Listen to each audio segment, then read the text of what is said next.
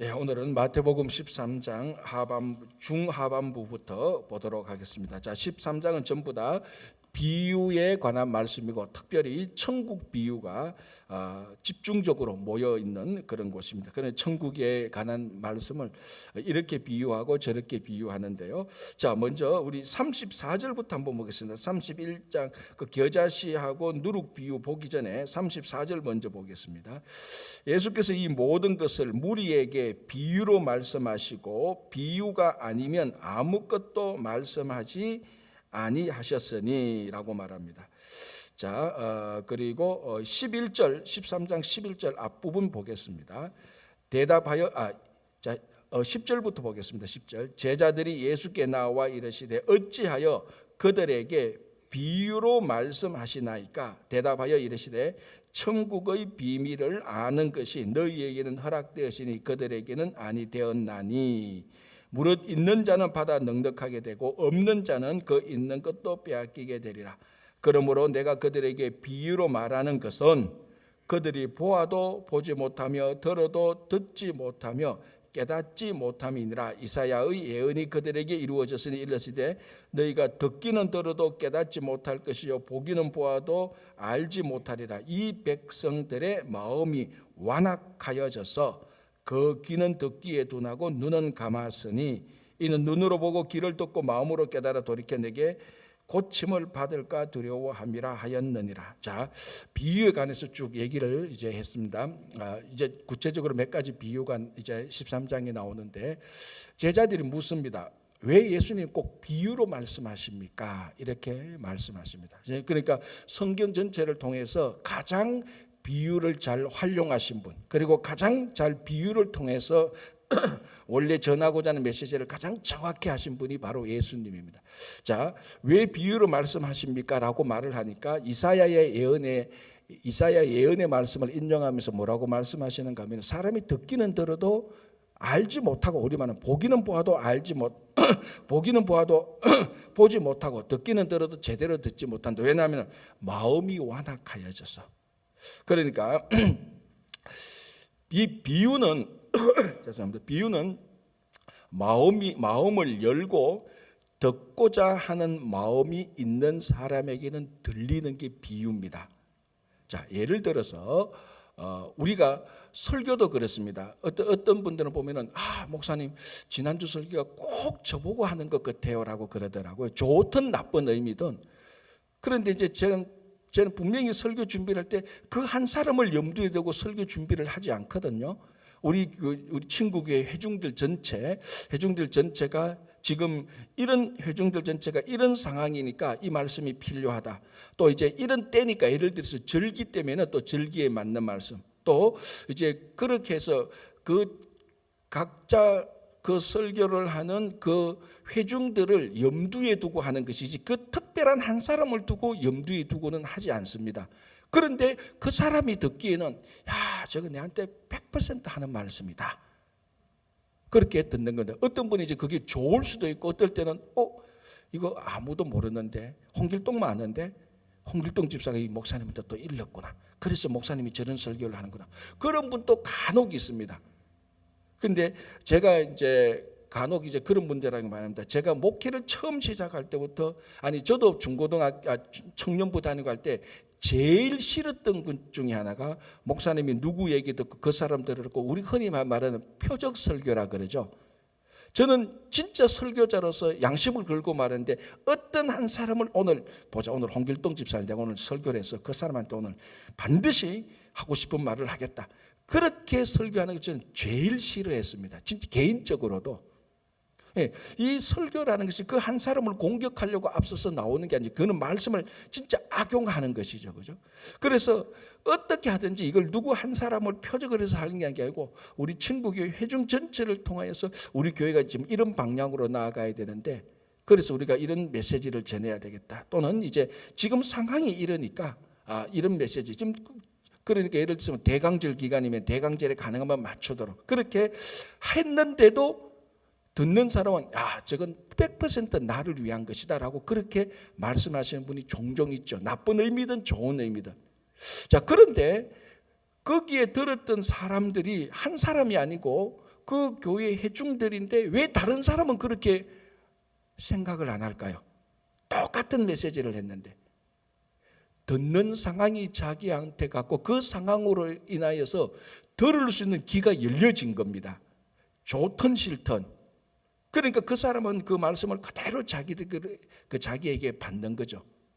바로 이런 것처럼 비유라는 것은 말하는 자에게 초점이 있는 것이 아니고 듣는 자에게 초점이 있습니다.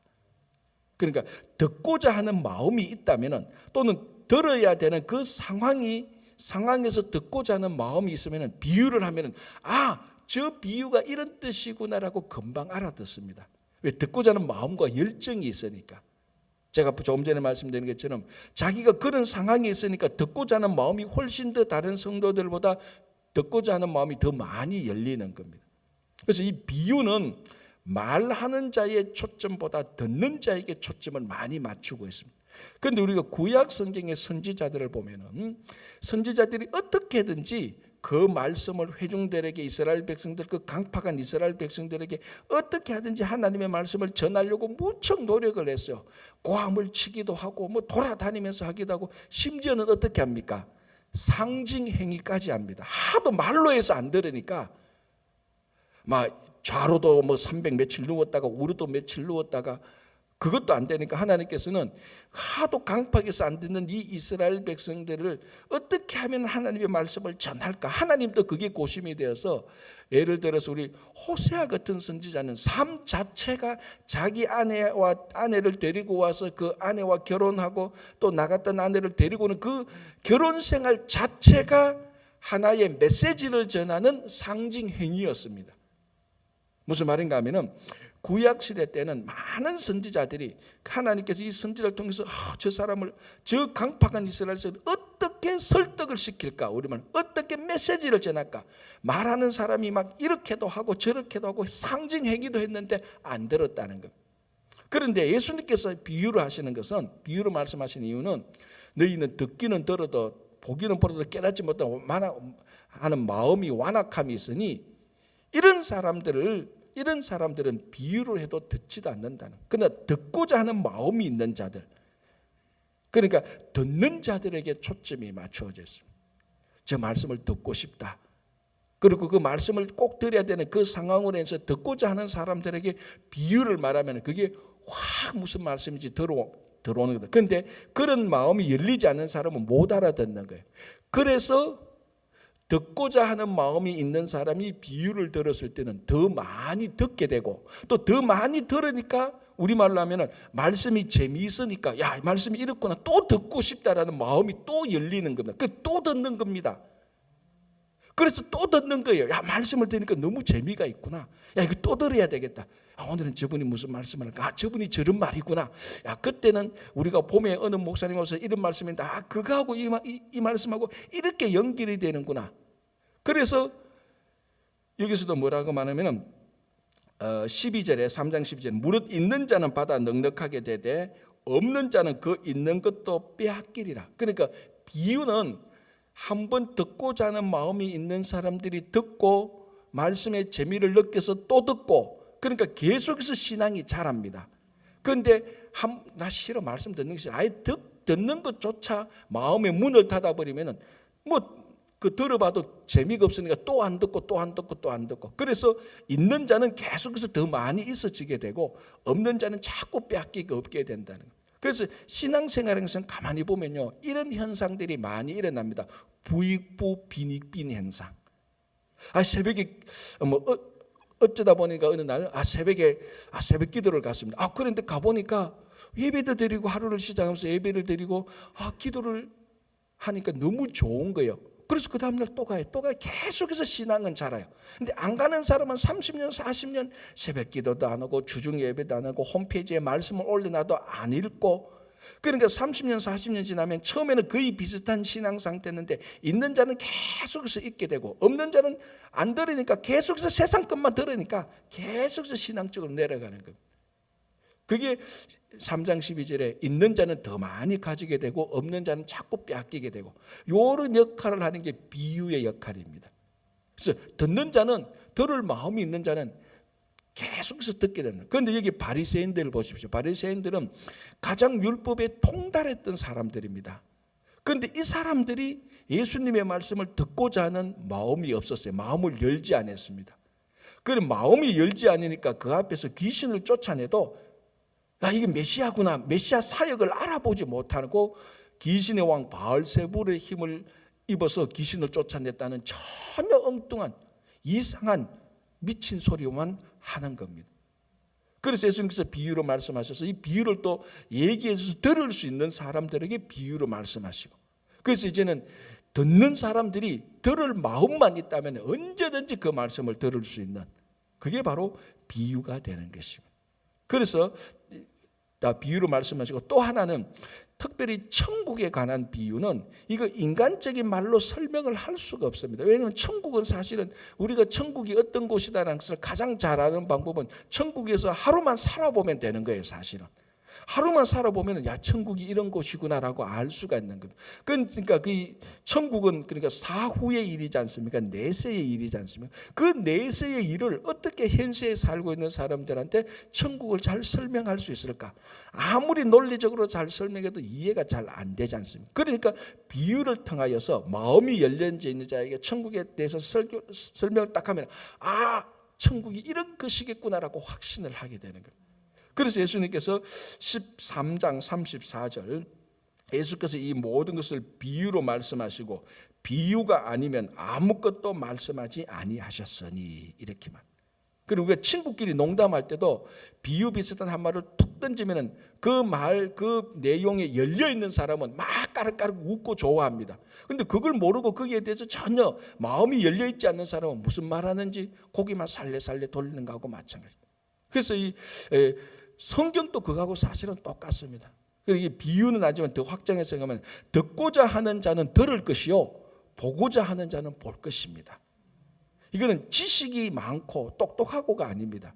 내가 하나님의 말씀을 듣고자 하는 마음이 있으면 듣는 겁니다. 그래서 비유로 말씀하십니다. 그래서 마태복음 13장에서는 특별히 천국에 관한 비유가 계속해서 이어지는 겁니다. 자, 이제 올라가서 31장 13장 31장 또 비유를 들어 이르시되, 계속해서 말이죠. 천국은 마치 사람이 자기 밭에 갖다 심은 겨자씨 한 알 같으니 이는 모든 씨보다 작은 것이로되 자란 후에는 풀보다 커서 나무가 되며 공중의 새들이 와서 그 가지에 깃들이니라. 자, 이게 그 유명한 겨자씨 비유지 않습니까? 여러분 혹시 겨자씨 실제로 보셨습니까? 예, 진짜 좁쌀보다도 적은 바늘 끝 같고 바늘 끝만큼 눈에 보일 동 말동한 겁니다. 겨자씨, 그죠? 근데 이 겨자씨가 사실은 이스라엘 가면은 그 겨자씨로 뿌려놓은 게 굉장히 많아요, 사실. 그런데 요 조그마한 것들 밭에 심어 놓으면은 이게 최고로 커지면은 4m까지도 커진답니다. 보통은 한 2m 정도까지는 커진대요. 그리고 가장 크면은 4m까지 크게 되는 나무가 되고 거기에 이제 뭐 가지도 많고 이파리가 많으니까 새들이 와서 살게 되는 겁니다. 자, 이게 천국의 비유인데, 그럼 이 천국의 비유의 핵심은 뭔가? 자, 비유는요. 또 비유는 그 비유가 말하고자 하는 핵심이 반드시 있습니다. 그러니까 비유에 나오는 어떤 이야기들을 현실에 있는 이야기하고 1대1로 대응시키면은 안 돼요. 비유는 그 비유가 말씀하고는 핵심 메시지가 있습니다. 내가 요걸 말하기 위해서 요런 비유를 든다. 그런데 비유를 들다 보면은 현실하고 맞지 않는 스토리가 좀 돌아갈 수가 있어요. 그러나 그건 중요하지 않아요. 비유는 현실하고 비유하고 1대1로 다 매칭이 돼야 비유가 완성되는 게 아니고 그 비유가 말하고자 하는 핵심만 한 가지 확실하면 비유가 되는 겁니다. 그래서 이 겨자씨 비유는 천국이 이만큼 처음에는 조그마한 것으로 시작해서 이만큼 확장된다는 겁니다. 또 다른 말로 하면 이만큼 확장된 천국은 결국 뭐로부터 시작되었냐? 바늘 끝만한 겨자씨로부터 시작됐다는 거예요. 자, 이게 실제로 유대인들을 한번 보십시오. 예수님께서 계실 때 이 유대인들이 얼마나 많았습니까? 그리고 가나안 땅을 다 차지하고 살게 되었죠. 그런데 만약에 그 당시 있었던 유대인이 타임머신을 타고 과거로 돌아가는 타임머신을 탔다고 칩시다. 치고 아브라함 시대 때 돌아갔다고 한번 생각해 보십시오. 하나님께서 아브라함 하나를 갈대아 우르에서 불러내어서 75세 된 노인을 불러내어서 내가 너에게 갈대아 우르에 있는 그 아브라함을 불러내면서 너에게 그 땅을 주겠고 하늘의 별처럼 바다의 모래처럼 많은 그 후손을 주겠다고 약속을 하고 아브라함 하나를 불러냈습니다. 지금은 아브라함이야 이슬람, 가톨릭, 유대교, 개신교의 믿음의 조상이지만 처음에 75세 때 하나님께서 갈대아 우르에 있는 아브라함을 불러냈을 때는 아브라함은 진짜 보잘것없는 겨자씨와 같은 존재에 불과했습니다. 75세 된 노인을 불러가지고 이 아브라함에게 하나님께서 그 약속을 했는데 이 예수님 때 보니까 정말 그만큼 많이 확장된 겁니다. 그것처럼 천국이라는 것은 위대하고 어마어마하게 확장되고 깊이고 있지만 그 시작은 겨자씨만한 아주 부질없이 보이는 미천한 존재로부터 시작되는 것입니다. 그래서 내가 이거 해서 내가 주님의 일을 이거 섬겨서 이게 무슨 하나님 나라의 덕이 되겠나? 이게 하나님 나라의 무슨 유익이 되겠나? 그때 생각할 때마다 그래도 그게 겨자씨보다는 크다는 겁니다. 그럼 그것이 또 확장되어서 하나님의 나라로 이어질 수 있다는 겁니다. 그래서 하나님의 나라는 위대한 것에서부터 시작되는 게 아닙니다. 하나님의 나라는 보잘것없는 것에서부터 시작되는 겁니다. 그러면 내같이 보잘것없는 미련한 우둔한 사람으로부터 하나님은 또 하나님 나라를 또 시작하신다는 겁니다. 이게 바로 그 위대한 하나님 나라의 시작은 보잘것없는 겨자씨부터 시작됐다는. 자, 이제 그 다음에 또 비유 나오죠. 33절 아주 짧죠. 또 비유로 말씀하시되 천국은 마치 여자가 가루 서말 속에 갖다 넣어 전부 부풀게 한 누룩과 같다. 자, 원래 이 성경에서 누룩은 대체로 부정적인 이미지입니다. 왜냐하면 이 누룩을 넣으면 커지잖아요. 부풀어 오르잖아요. 근데 그게 허장성세, 허풍, 과장 이런 의미가 있기 때문에 사실은 좀 부정적인 의미로 쓰이는데 여기서는 하나님 나라는 가루서말에 섞여 있는 누룩과 같아서 이 누룩이 들어가야 또 부피를 크게 하지 않습니까? 그런데 이 가루서말에 있는 이 누룩은 보이지도 않습니다. 가루서말에 이게 누룩이고 이게 누룩이 그렇지 않습니다. 미량이 그리고 이 누룩이 많이 들어가지 않죠. 미량이 들어가서 그 조그마한 것들이 눈에 보이지 않는 이런 누룩들이 가루서말에 다 스며듭니다. 그러면서 이 빵을 부풀게 하는 것이죠. 천국이 이와 같다는 겁니다. 천국은 뭐냐면은 비록 보이지는 않지만은 그것이 스며들어서 있는지 없는지도 모르는 눈에 보이지 않으니까 없다라고도 생각할 정도의 미미하게 보이지 않는 것이 스며들어가게 될 때에 하나님의 나라가 확장된다는 거예요. 그래서 어떤 분이 이렇게 말하죠. 교회 가서 하나님 말씀 듣자. 아이고 내 평생이 80년인데 그 80년 그 살아가는 동안 한 번 하나님 말씀 들으면 뭐 하겠노? 그 무슨 의미가 있겠냐? 표도 안 나는데 요게 키포인트입니다. 가루서말에 있는 누룩은 표도 안 나요. 근데 그것이 가루서말을 크게 부풀리는 발효를 시켜서 크게 부풀리고 있는 하나님 나라 역할을 하게 되는 의미라는 겁니다.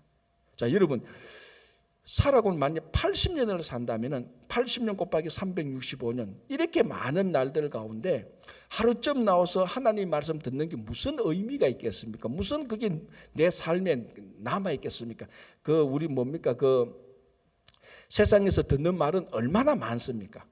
그러나 그 보이지 않는 그 말씀이 우리 삶 속에 들어와서 스며들게 될 때 서서히 하나님의 나라가 확장된다.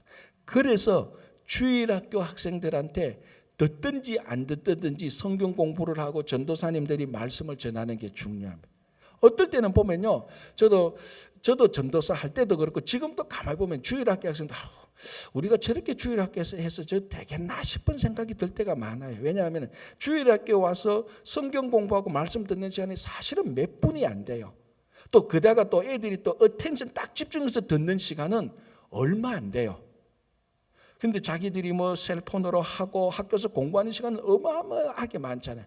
그래서 그런 비율, 시간당 비율로 보면 참 낙담이 돼요. 야, 저래가지고 우리 애들이 나중에 믿음 지키겠나 그런 생각이 들 때가 한두 번이 아닙니다. 그러나 오늘 이 가루서마를 볼 때 표도 안 나는 하나님의 말씀을 전도사님이나 우리 선생님들이 가르치는 표도 안 나는 하나님의 말씀이 어느 날 계속해서 들으면 그게 마음속에 스며들어서 마음속에 천국이 되고 하나님의 일꾼이 될 수 있다는 것입니다. 그러니까 표도 안 나는, 그리고 겨자씨만한 조그만, 그러나 그것이 하나님 나라의 시작이라면은 그것이 계속해서 확장된다는 것입니다. 그렇죠? 자, 이제 이렇게 해서 비유로 말하고, 그 가라지 비유를 예수님께서 따로 또 얘기를 해주십니다. 그죠? 그거는 우리가 어제 들었기 때문에 넘어가고 44절로 넘어갔습니다. 자, 또 천국에 대한 비유입니다. 그러니까 천국이 한 가지 특성만 있는 게 아니잖아요. 여러 특성이 있습니다. 자, 44절. 천국은 마치 밭에 감추인 보화와 같으니 사람이 이를 발견한 후 숨겨두고 기뻐하며 돌아가서 자기의 소유를 다 팔아 그 밭을 사느니라. 자, 천국은 뭐냐면은 어떤 사람이 밭에서 이제 그러니까 이게 뭐 이제 주인집에 일을 해준 아마 소장농 아니면 뭐 잠시 어떻게 뭐 와서 하여튼 일을 하다 보니까 밭을 파보니까 밭에 이 보화가 있네. 너무 좋고 너무 하고 싶은 거예요. 그래서 이 보화를 자기가 가지고 가고 싶은데 지금 가져가면은 안 되잖아요. 그 도둑질이잖아요. 도둑은 했으면 안 되고. 그래서 이 보화를 어떻게 가져갈까? 곰곰이 생각하다가 그러면 밭 전체를 내가 사버리자. 그러면 밭이 내게 되니까 그 밭에 포함된 보화도 내게 아니겠느냐. 그래서 이 보화를 자기가 소유를 하게 되는 것이 천국이다라고 말을 합니다. 자, 아까 말씀드린 천국은 1:1 비유로 하면 안 됩니다. 그러면 또 이렇게 질문하죠. 사람이 똑똑한 것도 문제예요. 목사님, 그러면은 그 법률적으로 따져서 그 밭에 있는 보화는 원래 주인 거 아닙니까? 그 법률적으로 문제가 되죠, 그죠? 그리고 이제 나중에 법률적으로 당신이 이 밭에 보화가 있는지 알았는지 몰랐는지 또 막 따지고 막 이런 문제가 생깁니다. 그런 문제가 생기지 않습니까? 그런 질문은 안 하는 게 비유의 핵심이라는 겁니다. 비유는 한 가지 메시지를 그걸 전하기 위한 것이지 1:1로 대응해가지고 그럼 목사님 이거 결국 훔치는 거 아닙니까? 이렇게 이제 질문하면 이제 대화가 안 되는 겁니다. 자, 밭에 보화를 발견했습니다. 너무너무 귀중한 겁니다. 그런데 이게 실제로 이스라엘에는 이런 일들이 종종 생깁니다. 왜냐하면 이스라엘에는요, 여러분 이스라엘 가면 언덕들이 많아요. 언덕. 조그만 야트마한 언덕. 그리고 이 언덕을 히브리어로 뭐라고 말하는 줄 압니까? 여러분들 다 아는 단어예요. 텔이에요. 텔. 그래서 텔 아비브. 우리 비행기 타면 이스라엘 가면 텔 아비브 공항에 내리는 텔 아비브. 아비브가 봄이거든요. 텔 아비브는 봄의 언덕이라는 뜻입니다. 텔은 다 언덕이에요. 이스라엘 가면 야트만한 언덕이 많아요.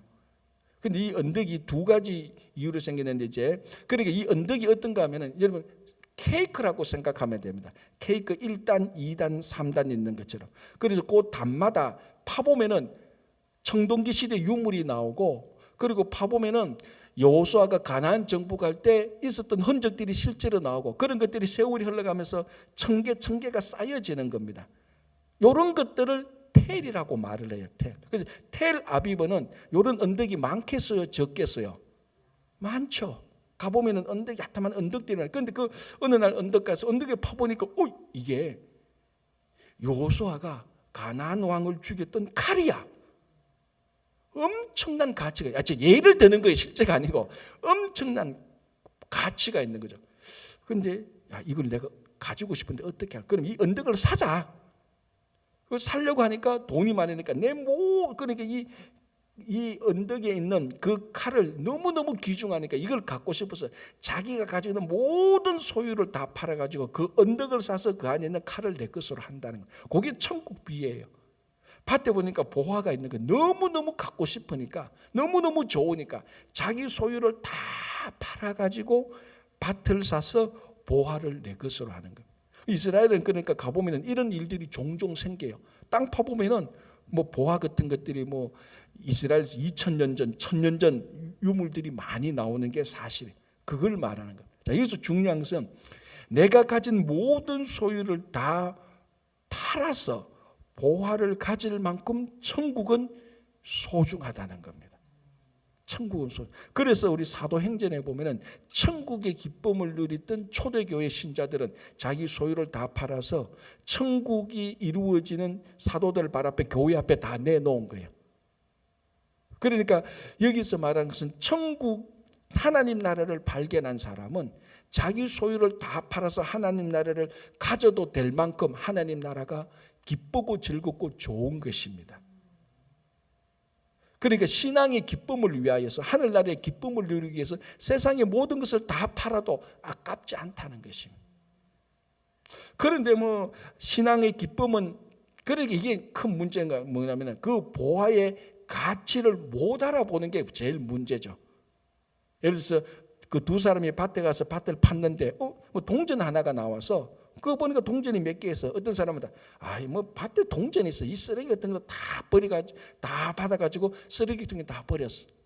근데 옆에 있는 사람은 보면 이 보화가 보통 보화, 로마 시대에 진짜 중요한 보화가 이 로마군이 이곳에 와서 그 이스라엘을 점령할 때 그 로마군이 따로 그 항아리에 넣은 그 동전들이야. 그걸 볼 수 있는 사람은 너무너무 귀중한 건데 볼 수 없는 사람은 그걸 쓰레기통에 다 버려. 그 가치는 돈으로 따지면 뭐 수백만 불도 될 거예요. 그 첫 번째, 밭에 감추인 보화를 알아볼 수 있는 눈이 있어야 되는 겁니다. 모르면 다 쓰레기로 버리는 거예요. 자, 우리 신앙생활도 그렇지 않습니까? 어떤 사람은 예배 드리는 기쁨을 압니다. 말씀을 읽을 때 이 말씀이 내 심령성에 들어오는 말씀의 기쁨의 가치를 압니다. 그리고 내가 이 땅에 살면서 좀 어렵고 힘들다 할지라도 오해를 받는다 할지라도 이것을 받으면서 하나님께서 나를 보고 계시고 하나님께서 나를 인정하신다는 그 가치를 아는 사람. 그러면 세상의 모든 것을 팔아서 모든 것을 포기하고 하나님 나라의 가치를 가질 수 있는 그런 신앙의 열린 마음이 필요합니다. 그래서 가끔 가다가 이제 우리가 흔히 이제 이런 사람 있잖아요. 잘 나가다가 세상 거 다 포기하고 선교지로 가는 사람들 있지 않습니까? 어떨 때는 옆에서 잘 이해를 못할 때도 있습니다. 그러나 그 사람은 그 선교지에 가서 하나님 나라 사에 가는 가치를 발견했거든. 그래서 세상의 모든 것을 팔아서 선교지로 갈 수 있는 그 기쁨을 누리는 것입니다. 그게 천국을 이 땅에서 소유하는 것하고 마찬가지입니다. 그래서 천국은 마치 밭에 감추인 보화를 발견해서 그 보화를 가지기 위해서 자기가 가진 것을 다 팔아서 밭을 사서 보화를 자기 것으로 하는 사람. 그게 이 땅에서 천국을 누리는 사람하고 같다는 거예요. 자, 45절은 사실은 같은 의미죠. 45절 또 천국은 마치 좋은 진주를 구하는 장사와 같으니 극히 값진 진주 하나를 발견함에 가서 자기의 소유를 다 팔아 그 진주를 사느니라. 성경에서는 보석 중에 보석을 진주라고 상징하고 있습니다. 그래서 이 보석은 이 진주는 잠언에 보면 특별히 지혜를 비유할 때 진주라고 말을 합니다. 그만큼 이 진주는 가치 있는 보석이죠. 그래서 어떤 상인이 진짜 이 좋은 진주를 발견해서 이거는 다른 진주하고는 가치가 달라요. 어떤 보석보다 너무 좋은, 우리말로 하면 지구상에 딱 하나 있는 정말 이 가치는 이루 말할 수 없습니다. 그러면 자기 소유를 또 다 팔아가지고 그 진주 하나를 사는 겁니다. 이게 천국과 같다는 거예요. 천국의 가치를 알고 이 가치가 너무 중요하기 때문에 내가 가지고 있는 것을 다 팔고 다 포기해도 전혀 미련 없을 정도로 그 진주를 사는, 그게 천국의 비유라는 것입니다. 자, 그러면 이제 우리는 천국을 발견하고 여러분들이 말씀을 누릴 때, 그리고 예배를 드릴 때, 성도 간의 교제를 할 때 천국의 우리의 흔적들을 누릴 수 있습니다. 누리고도 있고요. 그 가치를 알아보느냐, 그리고 이 가치가 진짜 내가 세상에서 가진 그 어떤 것들보다 더 중요하느냐, 과연 그랬던 적이 몇 번이 있습니까? 목사님, 그래도 천국은 천국이고 세상은 세상이니 어떻게 세상 것을 파서 천국을 사겠습니까? 이제 그러면은 이제 절단 나는 거예요. 그러면 이제 이 천국의 비유를 해도 듣기는 들어도 듣지 못하는 사람하고 똑같이 되는 것입니다. 그죠? 자, 47절 또 천국 비유인데, 요건 이제 첫 번째 밭에 감추인 보화와 진주 비유하고는 포커스가 다릅니다. 47절 또 천국은 마치 바다에 치고 각종 물고기를 모는 그물과 같으니 그물에 가득하며 물가로 끌어내고 앉아서 좋은 것은 그릇에 담고 못된 것은 내버리느라. 너무나 평범한 거예요. 그죠? 그러니까 어부가 가서 고기를 잡아가지고 그 그물에 고기를 가득 잡아와가지고 몽땅 다 자기가 가져온 바스켓에 넣지 않습니다. 보고 못 먹는 고기, 필요 없는 고기는 다 갖다 버리고 진짜 좋은 고기, 시장에 가서 팔 수 있는 상품이 되는 고기, 또는 자기 집에 가서 먹어야 되는 고기, 그런 고기들만 그릇에 딱 담아가 옵니다. 그리고 나머지 못 쓰는 건 다 갖다 버립니다. 이게 천국 비유라니. 이게 마지막에 예수님께서 다시 재림하고 종말이 올 때 천국이 이루어질 때 이렇다는 거예요. 그래서 49절 세상 끝에도 이러하리라. 그러니까 지금은 한 그물에, 똑같은 그물에 좋은 물고기와 나쁜 물고기가 이 그물에 같이 있어요. 그런데 세상 끝에는 좋은 물고기, 나쁜 물고기가 갈라집니다. 이게 무슨 비유하고 마찬가지, 많이 비슷하죠? 가라지 비유하고 같아요. 알곡과 가라지 비유하고 사실은 같은 거예요. 물론 알곡과 가라지 비유는 가라지를 중간에서 뽑지 말라는 그런 또 다른 메시지가 있지만은, 마지막에는 알곡과 가라지를 마지막 때 추수 때에 알곡과 가라지를 따로 분리해서 이 가라지는 다 불에 태우는 거하고 똑같습니다. 그러니까 한 밭에, 똑같은 한 밭에 알곡과 가라지가 같이 있어요. 그러니까 알곡과 같이 있다고 해서 가라지가 알곡이 아니에요. 가라지는 가라지예요. 한 그물에 물고기가 같이 있다고 해서 다 나쁜 물고기, 좋은 물고기 아니에요. 나쁜 물고기가 있어요. 그래서 전번에 이런 얘기를 했다는 겁니다. 제가 전에도 한번 설교했는데, 어느 교회를 가니까 교회 입구, 예배당 입구에 이런 공고문을 붙여놨다는 거 아닙니까? 그 교회 목사님이, 이 예배실에 들어오시는 분은 꼭 자기 기중품은 자기가 챙겨야 됩니다. 이 예배실에 들어오는 모든 사람이 회개한 사람은 다 모든 사람이 회개한 것은 아닙니다라고 붙여놨다는 거예요. 그러니까 예배당 안에 들어오는 사람 가운데 회개하지 않는 세상 사람들이 있다는 겁니다. 그러니까 그 사람이 네 지갑을 훔쳐가지 않도록 조심하라. 예배당 안에 알곡과 가르치가 있다고 하는 거하고 마찬가지죠. 그러니까 교회는 완전하지 않습니다. 어떤 사람은 그러죠. 목사님 교회가 왜 이래요? 저는 늘 그러면 속으로, 교회가 그렇지 교회가 뭐 어때? 교회도 알곡과 가라지가 있는데, 제가 늘 얘기했잖아요. 이 세상에서 죄인들만 모아놓은 곳이 딱 두 군데 있다. 감옥하고 교회라는 거죠. 전부 다 오면 다 죄인들이에요. 우리 죄인들이니까 이 죄를 용서받기 위해서 교회하는 거 다 죄인들이에요. 물론 감옥에 있는 죄인하고 죄질은 다르지만은. 교회가 완전하죠. 여기도 알곡과 가라지고, 우리 삶 속에서도, 내 심령 속에서도 알곡인 부분과 가라지 부분이 있어요. 어떤 부분은 물질적인 부분에서는 알곡처럼 하나님을 잘 쓰는데, 시간적인 명예, 권력, 사람의 관심 부분에는 알곡, 이 가라진 부분이 또 있다고요. 우리 안에서도 알곡과 가라지가 같이 있어요. 우리 심령에도.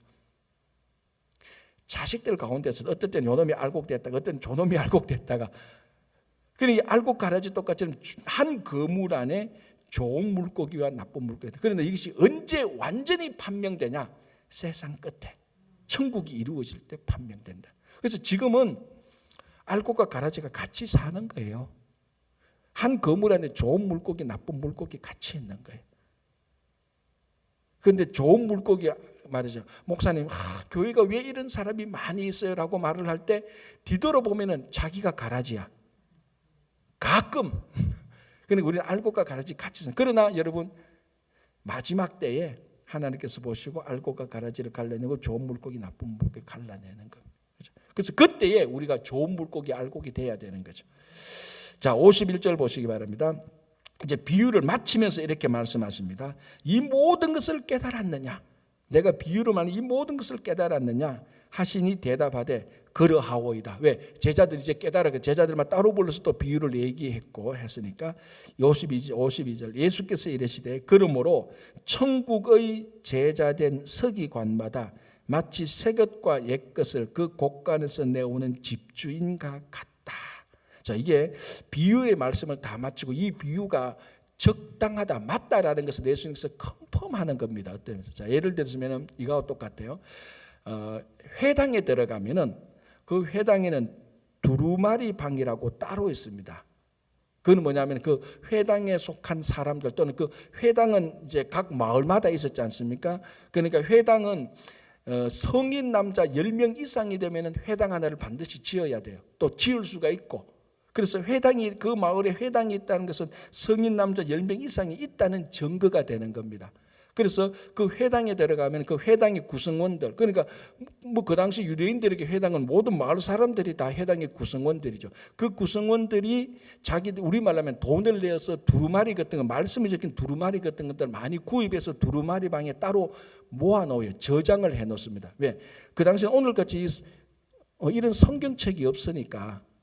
그러면 이제 두루마리 회당장이 정확히 말하면 서기관이, 회당의 서기관이 두루마리 방에 가서 오늘 안식일에는 무슨 말씀을 읽을까? 제일 좋은 말씀을 서기관이 두루마리 방에 가서 두루마리를 가져옵니다. 두루마리를. 그러면 이제 그 두루마리가 그날 안식일에 선포되어지는 말씀이 되는 거예요. 그래서 여러분 보십시오. 누가복음 보면 예수님께서 회당에 들어가서 다른 사람이 그 말씀을 예수님한테 읽고 설명해 달라고 예수님한테 말씀을 주는 경우가 있어요. 그때 예수님께서 이랬던 것이 이사야 61장 말씀이에요. 그래서 두루마리 방에 가서 오늘 어느 말씀이 좋을까? 그것을 가장 적당하게 가져올 수 있는 서기관이 있습니다. 지금 그러니까 그 서기관이 가져오는 그 말씀이 그날 그 안식일에 가장 하나님께서 그 회당에 주는 가장 적당한 말씀이고 거기에는 누구도 이의가 없습니다. 나는 오늘 하나님의 사랑에 대해서 듣고 싶은데 오늘 서기관이 가지고 온 본문이 헌신이네. 아우, 나 사랑이 좋지. 나는 헌신에 관한 말씀 안 들을. 그게 아니고 서기관이 가져오는 말씀은 하나님께서 거기에 선포하는 말씀하고 똑같다는 그런 권위가 있습니다. 지금 그걸 말하는 겁니다. 예수님께서 이 모든 비유를 다 말씀하신 이것이 서기관이 회당 두루마리 방에 가서 그날 가장 좋은 말씀을 가져오는, 구분해내오는 것과 같이 내가 오늘 너희들에게서 천국에서 가장 좋은 말씀을 했다. 우리말로 하면 뭡니까? 의심하지 말라. 이게 서기관이 가져온 말씀하고 똑같다. 이 사람들은 서기관이 가져온 말씀의 권위를 알거든요. 그래서 예수님께서 똑같다. 그리고 이 천국의 말씀을 잊어버리지 말고 이 비유의 말씀을 계속 기억하라. 그런 의미가 되는 것이죠. 자, 그리고 이제 53절부터 끝까지 예수님께서 고향에서 배척을 받죠. 첫 번째 이유는 예수님은 나사렛에서 자라면서 요셉 목수의 아들입니다. 목수의 아들은 당연히 무슨 일을 해야 됩니까? 그 당시 목수를 해야 되는 겁니다. 그런데 예수님 보니까 나이 30대 해가지고 목수 일은 안 하고 나가서 서기관 흉내 내고 바리새인 흉내 내고 율법사 흉내를 낸단 말이에요. 자기들이 볼 때는 그렇다는 거죠. 그래서 저 예수라는 사람 너무 잘하지 않나? 목수 아들인데 저런 지혜와 저런 것들 어디 났냐? 예수의 형제가 야고보, 요셉, 시몬, 유다가 아니냐? 우리 너무 잘한다. 이 너무 잘하는 게 어떨 때는 문제가 되는 거예요. 너무 익숙한 것이 문제가 되는 거예요. 그러니까 예수님께서 이야기해도 이 나사렛 사람들은 목수 아들이 어디 가서 듣고 와서 얘기하겠지 뭐. 어디 가서 들었는고? 얘기는 잘 듣고 왔네. 끝. 메시아의 말씀으로 안 듣고 하나님의 아들로서 메시지를 안 듣는 겁니다. 그러니까 자꾸 율법사 서기관 얘기하니까 자꾸 이제 배척하고 싫어하는 겁니다. 그래서 예수님께서 고향에서는 말씀도 전해도 안 되고 기적도 베풀어도, 왜냐하면 그 사람들 자체가 믿음이 없으니까. 그래서 고향에서 배척을 받으시는 그런 얘기를 우리에게 얘기를 하고 있는 것입니다. 그래서 이 말씀이 우리에게 너무 익숙한 것도, 그래서 하나님의 말씀을 오랫동안 신앙생활한 사람이 하나님의 말씀을 읽을 때 근성근성 넘어가는 이유가 너무 익숙하기 때문에. 그래서 이 말씀을 대할 때는 매일 내가 오늘 이 말씀을 태어나서 처음 읽는다고 생각하고 말씀을 읽으면 매일매일 새로운 말씀이 들리는 거예요. 그렇죠? 그래서 오늘 또 이 말씀 보면서 여러분 속에 이 땅에 살면서 천국을 누리시기를, 세상의 모든 것보다 천국의 가치는 더 귀합니다. 천국의 가치를 알고 여러분 마음속에 천국이 이루어지기를 간절히 바랍니다. 기도하겠습니다. 하나님 감사합니다. 오늘 또 하루를 시작합니다. 아버지, 오늘 또 우리 마음속에 천국이 이루어질 수 있도록 도와주시고 이 천국의 가치가 세상의 모든 것을 팔아서 소유해도 될 만큼 우리에게 기쁨과 즐거움을 더하여 주시옵소서. 주님, 이제 12월 달입니다. 2021년 올 한 해 잘 마무리할 수 있도록 도와주시옵소서. 특별히 건강으로 힘들어하고 있는 연약한 육신 가운데 있는 김명만 장로님, 이창근 집사님, 주님께서 꼭 고쳐주시고 우리들의 기도를 들어 응답하여 주시옵소서. 그 외에도 연약한 육신 가운데 있는, 그리고 연약한 심령 가운데 있는 모든 분들에게 치유와 회복을 허락하여 주시옵소서. 우리 자녀들을 붙들어 주시고, 또 가정이 든든히, 또 일터에서 일하는 손길과 발길들, 또 아버지 하나님 직장을 구하고 있는 모든 성도님들에게 그 달란트에 맞는 합당한 사역을 할 수 있도록 도와주시옵소서. 감사하오며 예수님 이름으로 기도합니다. 아멘.